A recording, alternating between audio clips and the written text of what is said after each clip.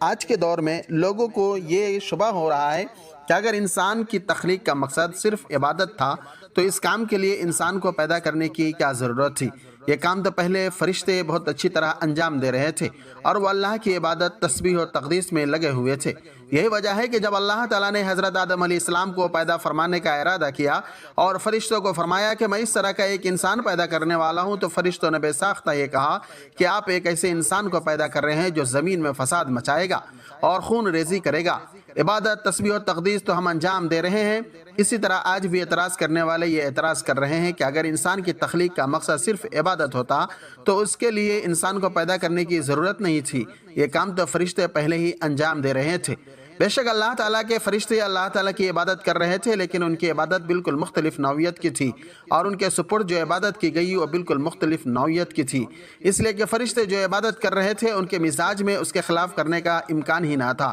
وہ اگر چاہیں کہ عبادت نہ کرے تو ان کے اندر عبادت چھوڑنے کی صلاحیت نہیں۔ اللہ تعالیٰ نے ان کے اندر سے گناہ کرنے کا امکان ہی ختم فرما دیا، اور نہ انہیں بھوک لگتی ہے، نہ ان کو پیاس لگتی ہے، اور نہ ان کے اندر شہوانی تقاضا پیدا ہوتا ہے، حتیٰ کہ ان کے دل میں گناہ کا وسوسہ بھی نہیں گزرتا۔ گناہ کی خواہش اور گناہ پر اقدام تو دور کی بات ہے۔ اس لیے اللہ تعالیٰ نے ان کی عبادت پر کوئی اجر و ثواب بھی نہیں رکھا، کیونکہ اگر فرشتے گناہ نہیں کر رہے ہیں تو اس میں ان کا کوئی کمال نہیں، اور جب کوئی کمال نہیں تو پھر جنت والا اجر و ثواب بھی مرتب نہیں ہوگا۔ مثلا ایک شخص بینائی سے محروم ہے، جس کی وجہ سے ساری عمر اس نے نہ کبھی فلم دیکھی، نہ کبھی ٹی وی دیکھا، اور نہ کبھی غیر محرم پر نگاہ ڈالی۔ بتائیے کہ ان گناہوں کے نہ کرنے میں اس کا کیا کمال ظاہر ہوا؟ اس لیے کہ اس کے اندر ان گناہوں کے کرنے کی صلاحیت ہی نہیں ہے۔ لیکن ایک دوسرا شخص جس کی بینائی بالکل ٹھیک ہے، جو چیز چاہے دیکھ سکتا ہے، لیکن دیکھنے کی صلاحیت موجود ہونے کے باوجود جب کسی غیر محرم کی طرف دیکھنے کا تقاضا دل میں پیدا ہوتا ہے تو وہ فوراً صرف اللہ تعالیٰ کے خوف سے نگاہ نیچی کر لیتا ہے۔ اب بظاہر دونوں گناہوں سے بچ رہے ہیں، لیکن دونوں میں زمین و آسمان کا فرق ہے۔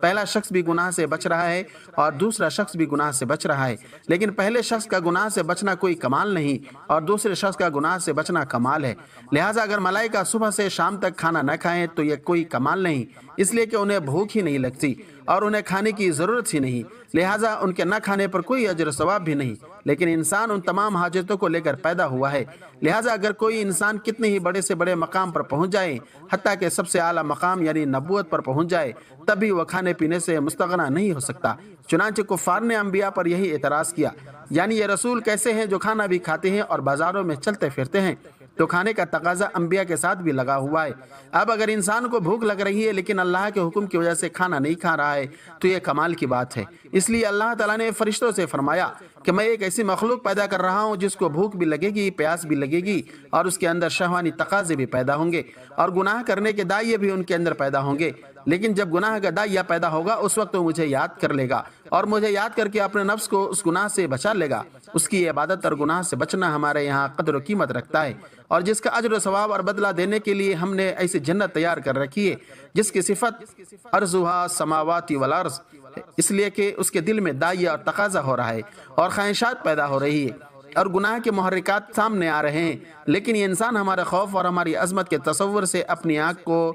روک رہا ہے، اپنے کان کو گناہ سے بچا لیتا ہے، اپنی زبان کو گناہ سے بچا لیتا ہے، اور گناہوں کی طرف اٹھتے ہوئے قدموں کو روک لیتا ہے تاکہ میرا اللہ مجھ سے ناراض نہ ہو جائے۔ یہ عبادت فرشتوں کے بس میں نہیں تھی، اور اس عبادت کے لیے انسان کو پیدا کیا گیا، یعنی اگرچہ عبادت کے لیے پیدا کیے گئے تھے لیکن وہ اس طرح پیدا کیے گئے تھے کہ خلقتاً عبادت کرنے پر مجبور تھے، اس لیے کہ ان کی فطرت میں صرف عبادت کا مادہ رکھا گیا تھا، عبادت کے علاوہ گناہ اور معصیت اور نافرمانی کا مادہ رکھا ہی نہیں گیا تھا۔ لیکن حضرت انسان اس طرح پیدا کیے گئے کہ ان کے اندر نافرمانی کا مادہ بھی رکھا گیا، گناہ کا مادہ بھی رکھا گیا، اور پھر حکم دیا کہ عبادت کرو۔ اس لیے فرشتوں کے لیے عبادت کرنا آسان تھا، لیکن انسان کے اندر خواہشات ہے، جذبات ہے، محرکات ہے اور ضروریات ہے اور گناہوں کے دوائی، اور پھر یہ حکم دیا گیا کہ گناہوں کے ان دوائی سے بچتے ہوئے اور ان جذبات کو کنٹرول کرتے ہوئے اور گناہوں کی خواہشات کو کچلتے ہوئے اللہ تعالیٰ کی عبادت کرو۔